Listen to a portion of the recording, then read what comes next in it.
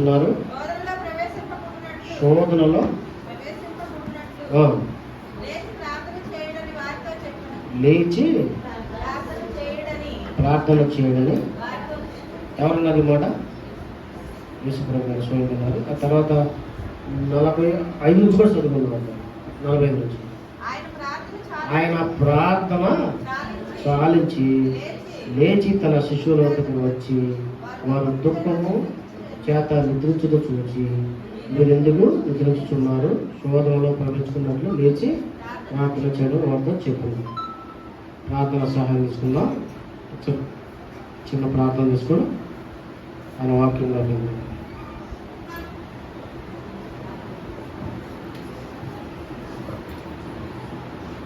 మా ఆశ్రమాలకు కానుకుంటున్న పర్లవరాజ నీకే వందనాలు సూచనలు చెల్లించుకున్నాను.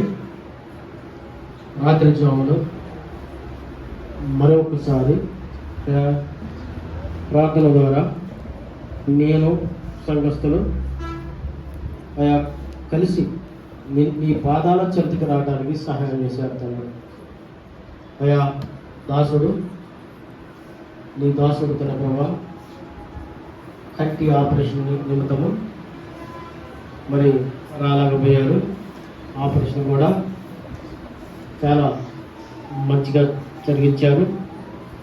అందుకే వందనాలు స్తుతులు సూత్రాలు చెల్లించుకున్నాం. అయా సేవా విషయంలో సహాయం చేయండి. ప్రార్థనా శక్తిని మేము బలము పుంజుకున్నటకు వచ్చిన ఇతర విషయంలో సహాయం చేయండి. ఇంకా రావాల్సిన ఇతర విషయంలో కూడా సహాయం చేయమని ఆశపడుతూ ప్రాధాన్యపడుతున్నాం తండ్రి.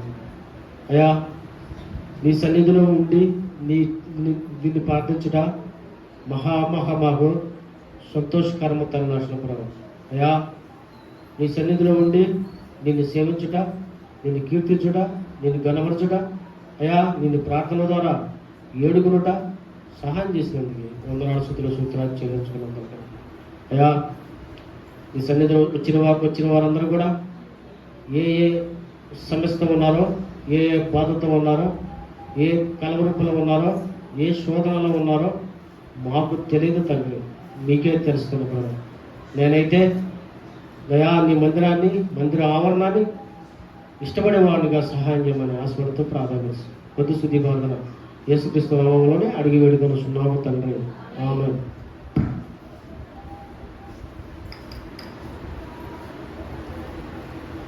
లూకా గారు అంటే ఎవరమ్మా చెప్పండి? లూకా గారు ఎవరు?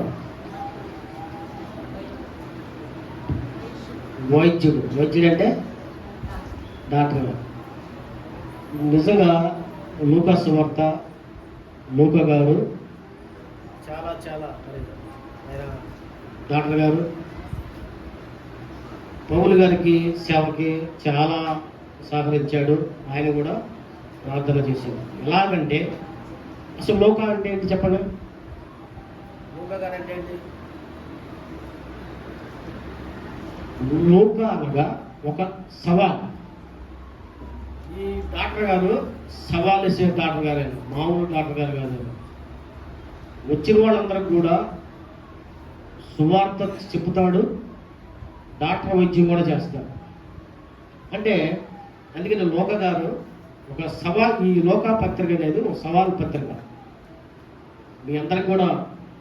ఎందుకంటే లోకా సువార్త ద్వారా మిమ్మల్ని ఒక యాత్రిక ప్రయాణం అనేది ఉంది. అంటే ఒక యాత్రి అనే పట్టణం ఉంది. ఆ పట్టణంలో పుట్టినాడు లోకా గారు. ఎక్కడ పుట్టాడమ్మా? యాత్రి అనే పట్టణంలో పుట్టినాడు ఆయన. అసలు లోకా అంటే ఇంకొక పేరేంటంటే, లోకా గారు అంటే ఇంకో పేరేంటంటే వెలిగించేవాడు. లోకా గారు అంటే ఎవరో వెలిగించేవాడు. ఎవరు వెలిగిస్తాడు? ఆయన హాస్పిటల్కి వచ్చిన మనుషుల్ని వెలిగిస్తాడు, ప్రార్థన ద్వారా కూడా ఆయన వెలిగిస్తాడు. నిజంగా పూర్వము లోకా గారిని దేవుడు ఎన్నుకున్నాడు. చాలా మరి ఆయన సేవకి సహకరించాడు. చూడండి ఎన్ని సంఘాలకు ఆయన వెలిగించాడు, ఎన్ని ఆత్మలకు వెలిగించాడంటే ప్రార్థనా శక్తి అది.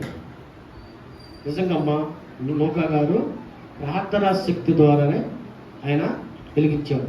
ఇంకోటి ఏమీ లేదు. ఎందుకంటే ఆయన మహా వైద్యుడు.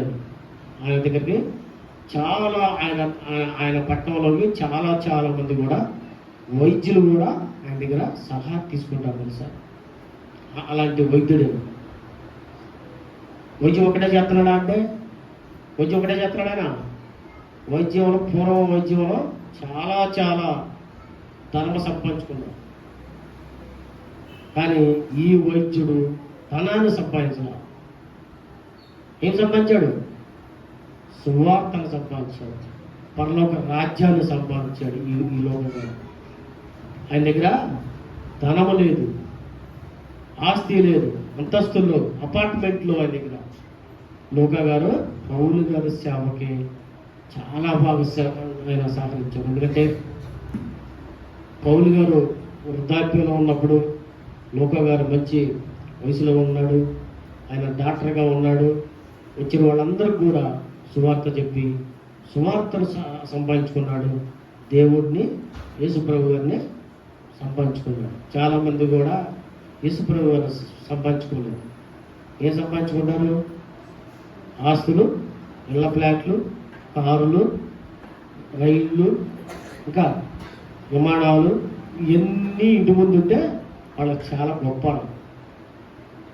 కానీ లోకా గారు అన్నీ ఉన్నా ఆయన దేవుణ్ణి, మహాదేవుడైన యేసుప్రభు గారిని సంపాదించుకున్నాడు. అందుకనే ఆయన సేవ మరీ ఎంతకంటే ఎన్నో ఆత్మలు ఆయన్ని వెలిగించాడు. ప్రాణ అంచుల మీద ఉన్న ఆత్మలు కూడా ఆయన వెలిగించాడు. అంతటి దైవజనుడు లోకా గారు. కనుక ఇప్పుడు ఆ లోకా గారు ఏమన్నారు చదవండి. అంటే యేసుప్రభు గారు కూడా మీరు ఎందుకు నిద్రించుచున్నారనే ఒక మాటని లోకా గారు పట్టుకున్నారు. ఆయన ఆ మాట అన్న తర్వాత లోకా గారు అసలు ఆయన నిద్రభారము కరువైంది. ఎంతవరకు పౌలు గారి సేవకి సహాయం చేస్తే వచ్చారు. పౌలు గారు ఎవరో తెలుసా? చాలా మంచివాడని అనిపించుకున్నాడు సేవలో. మరి మీరు మీ సంఘంలో మీరు ఎంతవరకు మంచివారు అనిపించుకుంటున్నారు? సేవకుడి ద్వారా మంచితనం అనిపించుకుంటున్నారా? మరి దేవుని ద్వారా మంచివాడు అనిపించుకుంటున్నారా? పురుషులు కొన్నిసార్లు మీకు చెప్పాను, ఇక్కడ చెప్పానా అక్కడ చెప్పానా? పురుషులు మాత్రమే రావట్లేదు, స్త్రీలు మాత్రమే వస్తున్నారు. దానికి బాధ్యతలు ఎవరు? మీరే కదా. మరి మీరు ఎందుకని అశ్రద్ధ చేస్తున్నారు? కనుక అది మంచి పద్ధతి. ఎందుకంటే మీరు ఇంకో ఆత్మను వెలిగించాలంటే, ప్రార్థన ద్వారా వెలిగించాలంటే మీరు మీ ఫ్యామిలీతో రావాలి. అది అంతవరకు ఏంటంటే చాలా మంచిది మీకు. అది కనుక ఇంకో మాట చూడండి. అపోస్తలుల కార్యాలు చూడండి, 2వ అధ్యాయము 42వ వచనం. అపోస్తలుల కార్యాలు మీరు అపోస్తల బోధ యందును సభాసములను రొట్టె విరుచుట యందును ప్రార్థన చేయడం ఎడతెగగా ఉండాలి. మీరు ప్రార్థన ద్వారా ఎడతెగగా ఉండాలి. ఉదయాన్నే లేచి ప్రార్థన చేస్తున్నారా? ఉదయాన్నే లేచి మీరు ప్రార్థన చేస్తున్నారా? మధ్యాహ్నం చేస్తున్నారా? సాయంత్రం చేస్తున్నారా? రాత్రి చేస్తున్నారా? ఎన్నిసార్లు చేయాలి మనం? దానియేలు గారు ఎన్నిసార్లు చేశారు?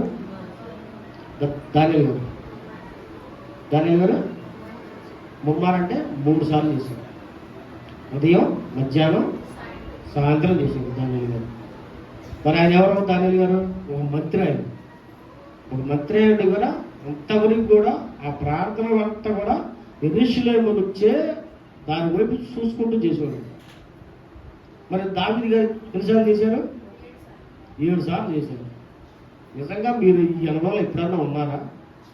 కనీసం దానియేలు గారు 3 సార్లు చేశాడే, 3 సార్లు మీరు చేయలేరా? 3 సార్లు అయితే టిఫిన్ చేస్తున్నారా? 3 సార్లు భోజనం చేస్తున్నారా? మరి దాని తిన్నప్పుడు మీరు ప్రార్థన ఎందుకు చేయలేరు? భోజనానికి అయితే సమయాన్ని మీరు కూర్చొని భోజనం చేస్తాం, ఉదయం టిఫిన్ చేస్తున్నారు, మధ్యాహ్నం భోజనం, రాత్రి భోజనం 3 సార్లు చేసినప్పుడు 3 సార్లు మీరు ప్రార్థన తీసుకోరు. అందుకే యూతులు అంట ఉదయాన్నే చేస్తారు, భోజనానికి వచ్చిన తర్వాత చేస్తారు, మళ్ళీ భోజనం అయిన తర్వాత చేస్తారు, మళ్ళా రాత్రి చేస్తారు. యూతులకి ఒక జాము చేస్తారంట, 2 జాములు ఉంటాయి, 3 జాములు ఉంటాయి, 4 జాములు ఉంటాయి. జాము కూడా ఉండే ప్రార్థన బలం పుచ్చుకున్న వాళ్ళు చాలా మంది ఉన్నారు. అలాంటి ప్రార్థన ఇది. అంటే మీరు పరలోక రాజ్యం మీరు చూడరా?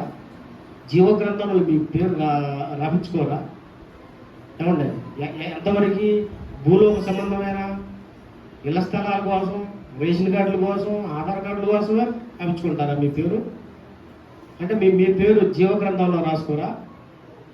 చెప్తున్నా, మీ పేరు జీవగ్రంథంలో రాయబడి ఉండాలి. మీరు జీవగ్రంథంలో రాయబడితేనే పరలోక రాజ్యంలో ప్రవేశిస్తారు. కనుక మీరు జీవగ్రంథంలో ఆ పేరు లేని పరలోక రాజ్యంలో చేరలేరు.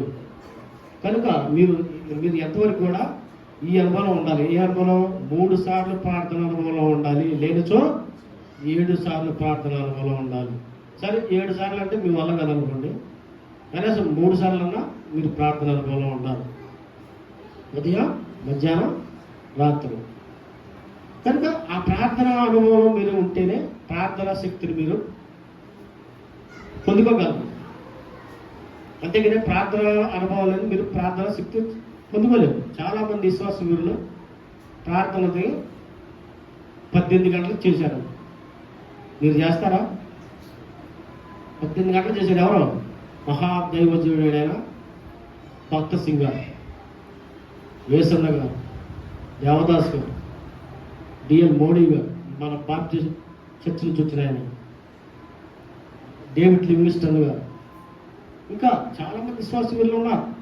విలియం కేర్ గారు సర్వము కోల్పోయాడు. ఆయన 18 గంటల రోజు కష్టపడి ఉన్నాడు. 18 గంటల ప్రార్థన అనుభవం ఉండరు, అనుక్షణం కూడా ప్రార్థన అనుభవం ఉండేవాళ్ళు. మీరు కూడా కాస్త గొప్ప అనుభవం ఉండాలి. నేను మహాదైవజనుడైన భక్త సింగ్ గారిని 18 గంటలు ఉన్నారు ప్రార్థనలో. నేను దేవుడిని అడిగా, అయ్యా, ఆ దైవజనుడు 18 గంటలు మీరు ప్రార్థించారు, కనీసం నేను ఒక్కరోజున ఉండాలని తీర్మానం తీసుకున్నాం. నేను దైవజనుడు ఉంటే మనం ఎందుకు ఉండలేము?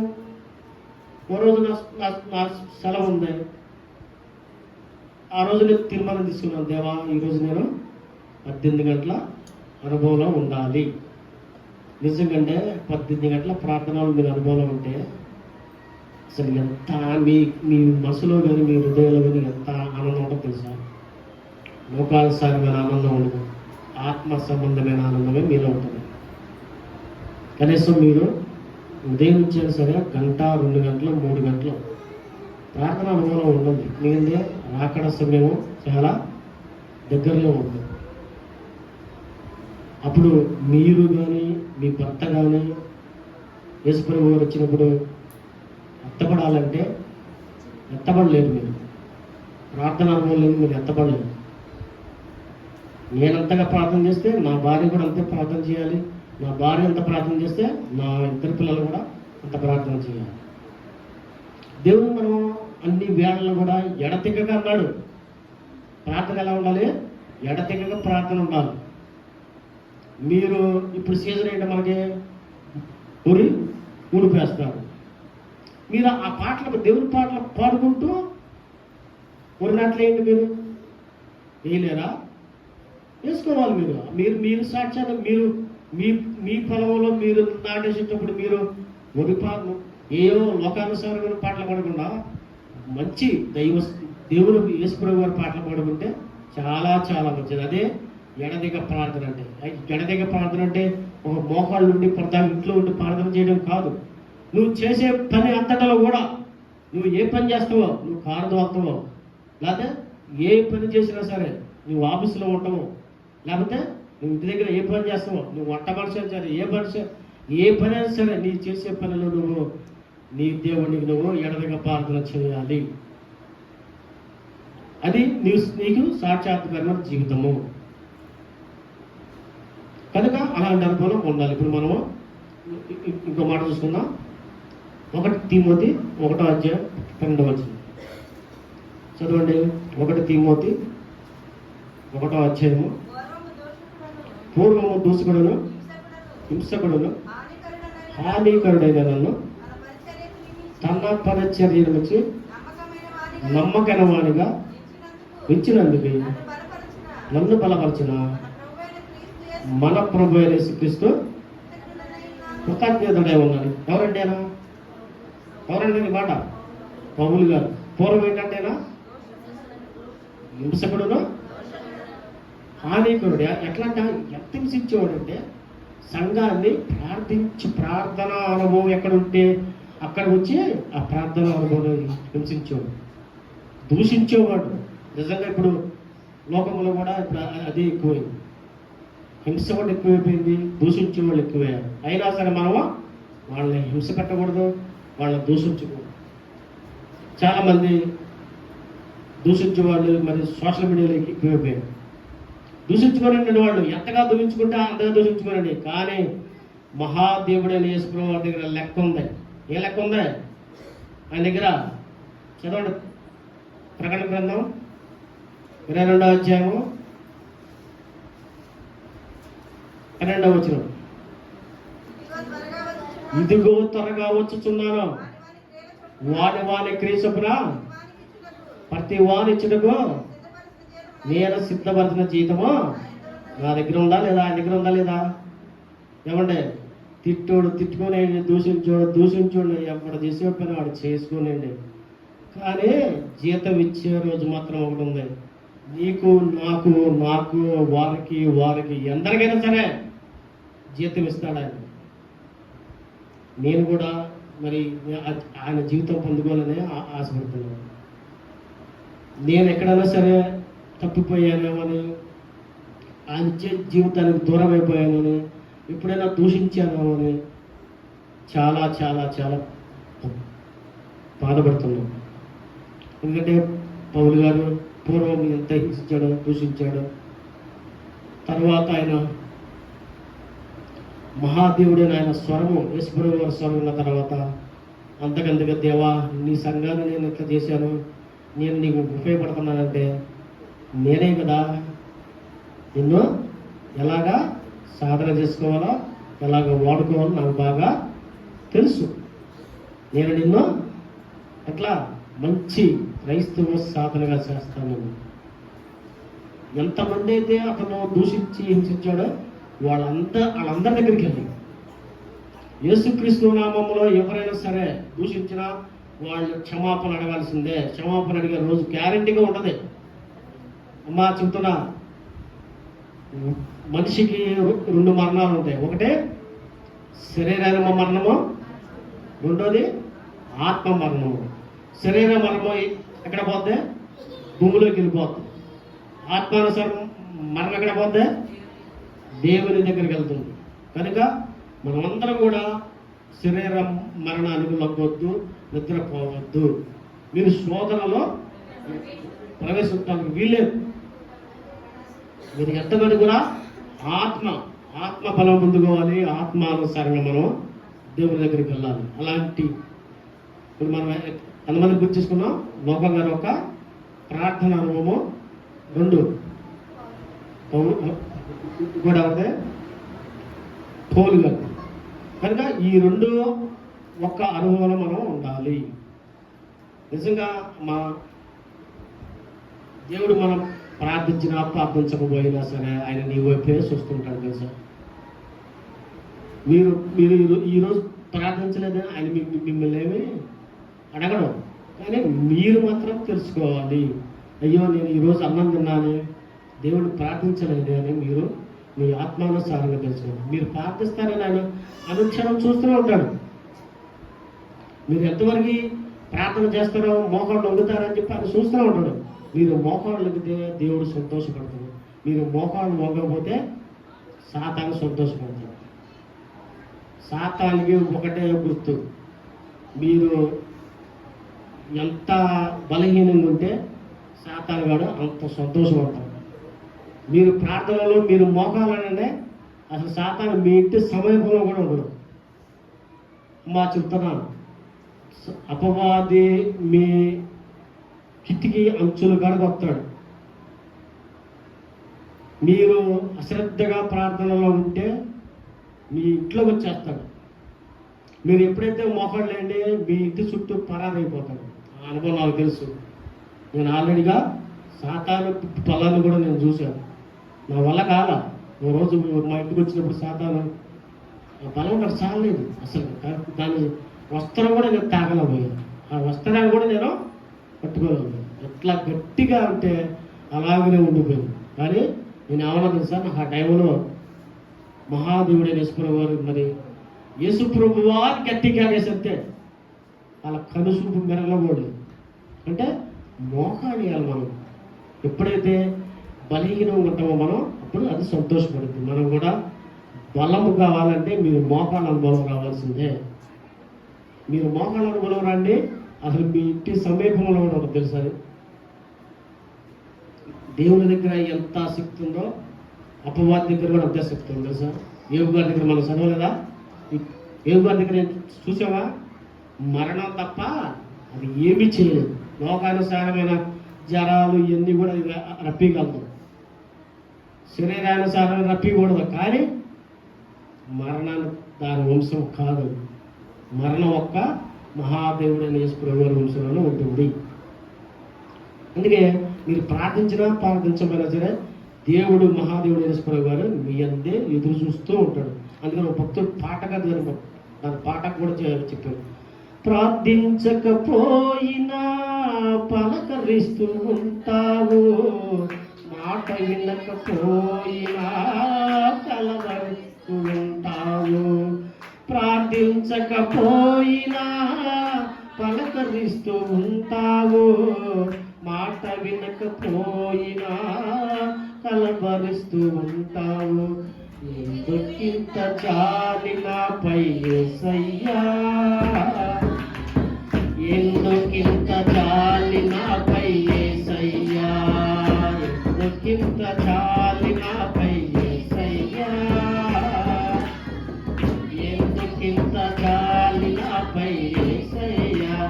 ఏ బలమో ఈ బంధమో నా ప్రేమమూర్తి, తాళలేను నీ ప్రేమను.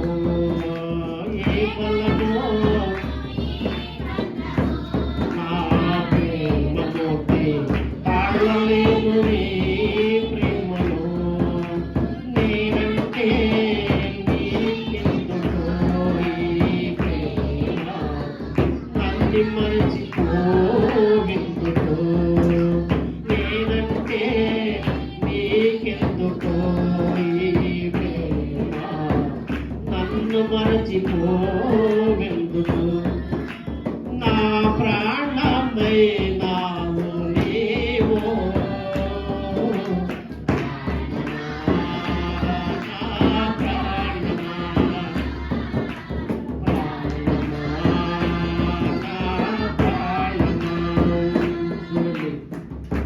ఏమండి? అలాగే నువ్వు ప్రార్థించినా ప్రార్థించకపోయినా నీకు వెళ్ళి దేవుడు చూస్తాడు. అవునా కదా? ఆయన నీకు వెళ్ళే చూస్తాడు. నువ్వు మాట వినకపోయినా సరే ఆయన ప్రార్థనని నువ్వు ఎప్పుడు చేస్తావు ఎదురు చూస్తాడు తెలుసా. చూడండి పాటలు ఎంత అర్థం ఉందో చూడండి. ఎందుకిందండి ఆయన జాలి అసలు. అబ్బబ్బబ్బబ్బబ్బా, అసలు ఆయన ఆ దగ్గర క్షమించడమే ఉంది, జాగ్రత్తగా ఉంది ఆయన దగ్గర. మీరు ప్రార్థన చేసి పొందుకుంటే ఆ జాలి, ఆ యొక్క క్షమించడం అనేది మీలో వస్తుంది. అలాంటి అనుభవం మనం ఉండాలి. ఎందుకంటే ఆయన బంధం నిజంగానే భార్య భర్తల బంధం కూడా చాలామంది కూడా ఇరువు తెలవదు.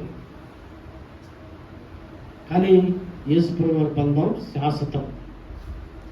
ఆయన ఒక్కసారి నీతో బంధం పెంచుకుంటే శాశ్వతం, నువ్వు శాశ్వతము కూడా ఈ శరీరాన్ని చనిపోయే రోజు వరకు కూడా నీతో బంధం ఉంటుంది.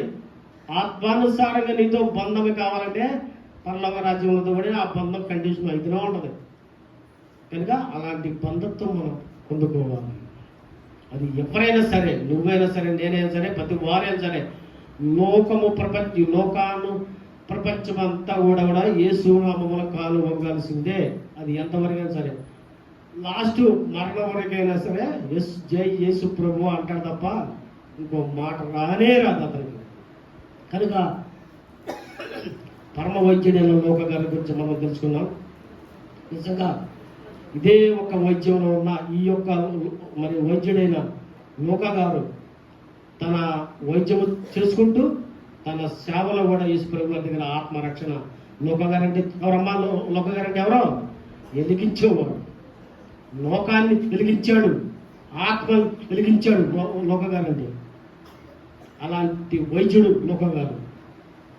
నిజంగా అంటే ఎపిసి సంఘంలో ఒక డాక్టర్ గారు కూడా ఉన్నాడు. అతనంటే ఎంత సేవ చేశాడంటే ఆ వైద్యుడు వచ్చిన వాళ్ళందరికీ ఎపిసి సంఘంలో పూర్వం అంట చాలా భయంకరమైన తినాలంట.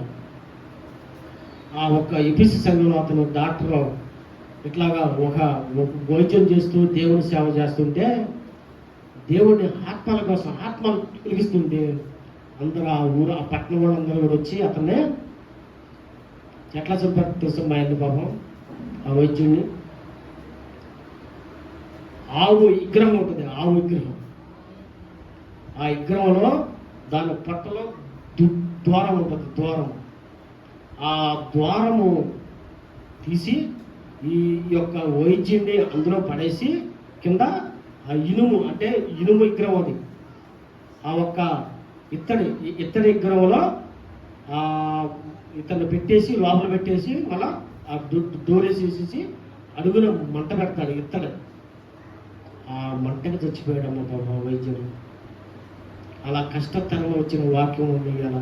చాలామంది కూడా ఉచితంగా తింటామమ్మ ఈ ఒక వాక్యాన్ని. ఎంత వైద్యుడమ్మ అతను ఈ బీసీ సంఘాన్ని వెలిగించాడు.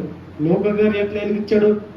మహాదైవజనుడైన ఆ ఒక్క ఎపిసి సంఘాన్ని కూడా వెలిగించాడు. ఇవాళ ఎపిసి సంఘంలో క్రైస్తత్వం వెలుగుతూ ఉంది తెలుసా. లోకంలో ప్రపంచంలో అంట ఎపిసి సంఘంలో వచ్చే ఒక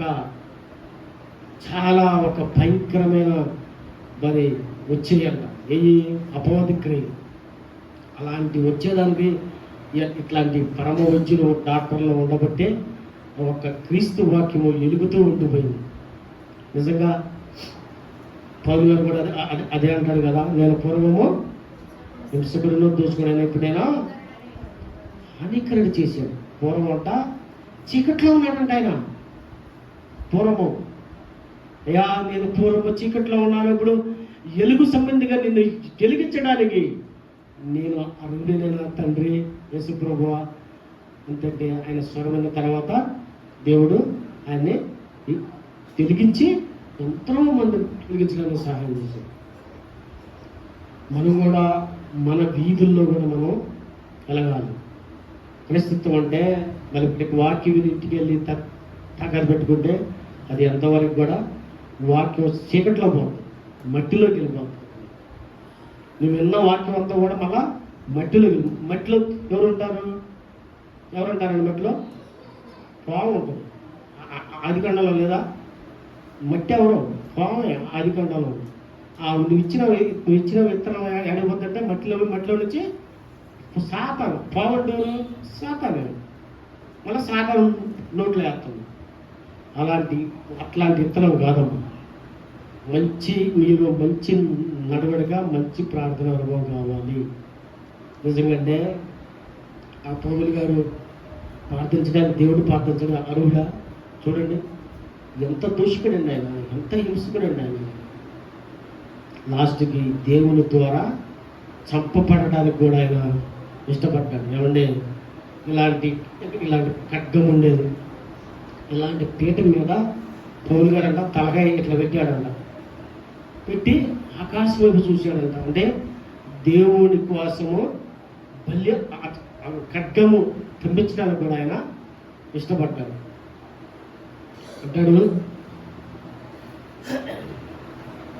గురి నేనేంటంటే గురి, ఆయన గురి కూడా పౌలు గారు ఒకసారి దేవుడికి దర్శనం పెట్టిన తర్వాత ఆయన గురి అంట, గురి చేరుటకే ఈ నా యాత్ర, గురి చేరుటకే ఈ నా యాత్ర, సరిగా భూమిలో నే చేరుటకు, గురి చేరుటకే ఈ నా యాత్ర, సరిగా భూమిలో నే చేరుటకు, కోరిని ఎల్లోకే నడచుటకు ప్రభు నడిపించు, కోరిని ఎల్లుగునే నడచుటకు ప్రభు నడిపించు, ఎలిగిచ్చి నాకు మార్గము చూపు, ఎలిగిచ్చి నా మదే ప్రియ యేసు, ఎలిగిచ్చి నాకు మార్గము చూపు, ఎలిగిచ్చి నా మదే ప్రియ యేసు, ప్రియ యేసు. చూడండి పౌలు గారు అన్నాడు, పూర్వం నేను చీకట్లో ఉన్నానయ్యా, ఇప్పుడు నాకు వెలిగించి నీ మార్గాన్ని నన్ను ఇచ్చినందుకు చాలా చాలా సంతోషపడ్డాడు పౌలు గారు. నిజం, మనం చీకట్లో ఉన్నప్పుడు చీకటి పనులే చేస్తాం. మనం వెలుగులో ఉంటే తెలుగు పనులైనా దేవుని సంబంధంగా పనులే మనం చేస్తాం. చాలామంది కూడా చీకటి అనుభవంలో ఉంటారు, ఇంకా వాళ్ళు చీకటిని కోరుకుంటారు. వాళ్ళు మనమైతే దేవుని సంబంధములుగా దేవుని వెలుగు మనం అనుభవించాలి. మహాదేవుడైన యేసు గారు ఆయన తన మహిమను విడిచి, ప్రధాన తత్వాన్ని విడిచి దేవుడిగా ఉండవలసిన దేవుడిగా ఉండకుండా పేదల కోసం, పాపుల కోసం అయ్యా ఈ లోకానికి వచ్చాడు. నిజంగా మీరు ఆ గ్రహింపులు మీరుంటే నిజంగా మీరు కూడా వెలుగు సంబంధికులను ఉంటారు. చీకటి సంబంధులకి ఏమాత్రం కూడా మీరు ఉండరు. నేను కూడా పూర్వము చీకటి సంబంధినే, కానీ మహాదేవుడైన యేసు గారిని 2007లో నేను నమ్ముకున్నాను. ఇవాళకి నేను తెలుగు సంబంధంగా ఉంటాను. చీకటి నేను అసహించుకుంటాను, చీకటి పనులు చేసేవాళ్ళని అసహించుకుంటాను. చీకటి మా దగ్గర ఏమాత్రం కూడా తాము ఉండదు. యేసప్ప గారంట, యేసప్ప గారు ఒక రాణి కోరుకుంటే ఏం చేశాడు? వస్త్రం సింపుకొని పరదేయుడు. కనీసం ఇలా అంత అవకాశం ఉంటే ఎవరన్నా కూడా అలా ఆగుతున్నారా? చెప్పాలండి, వస్త్రం చెప్పాలి, సింపుకొని వెళ్ళిపోవాలి. పాపానికి మనం ఎంత దూరంగా ఉంటే అంత మంచిది. చాలా చాలా మంది విశ్వాసులు తన ఫ్యామిలీ దూరం తీసుకున్నారు. ఇప్పుడు మా అత్త సింగ్ గారు ఉన్నారు. మ్యారేజ్ అయిన తర్వాత పిల్లలు పుట్టిన తర్వాతనే భార్యని పిల్లలు కూడా దగ్గరకు రాలేదు. వాళ్ళు ఎంతవరకు వాళ్ళ గురంతా కూడా మహాదేవుడిని యేసుప్రభువు వాళ్ళ గురి. అంతేగాని ఇటు భార్యను వెంటబెట్టుకొని సేవ చేయాలంటే ఆ సేవ జరగదు. ఏదో నీకంత మాత్రమే నీకు కనుప్పు సేవ ఉంటుందని మామూలుగా దేవుని దర్శన సేవ ఉండదు. ఏమండి, 9 నెలలో కన్యన స్త్రీ సంతానము ఆ కుమారుని ఎలా ఇష్టపడిద్ది, ఆ కుమార్తెను ఎలా ఇష్టపడిద్ది? ఏమండి, 9 నెలల కనిన తర్వాత ఆ స్త్రీ ఆ కుమారుడికి ఎంత సంతోషం అండి అసలు. అదే నువ్వు అద్దె గడుపు తెచ్చుకొని కుమారుడి కంటే నీకు ఆ సంతోషం ఉంటుందా? ఆ వేదన ఉంటుందా? ఆ శోధన ఉంటుందా? ఆ బాధ ఉంటుందా నీకు? 9 నవమాసాల కన్నా తల్లికి తెలిసింది ఆ అనుభవం. ఎంత బాధ, ఎంత వేదన, ఎంత శోధన. అలాంటి సేవ కావాలి. 9 నెలల కన్నా సేవ కావాలి. చాలామంది ఇప్పుడు ఏం చేస్తున్నారు? ఎవరో కంటే వీళ్ళు పెంచుకుంటున్నారు. అది అది ఆ తల్లికి ఒక వేదన బాధ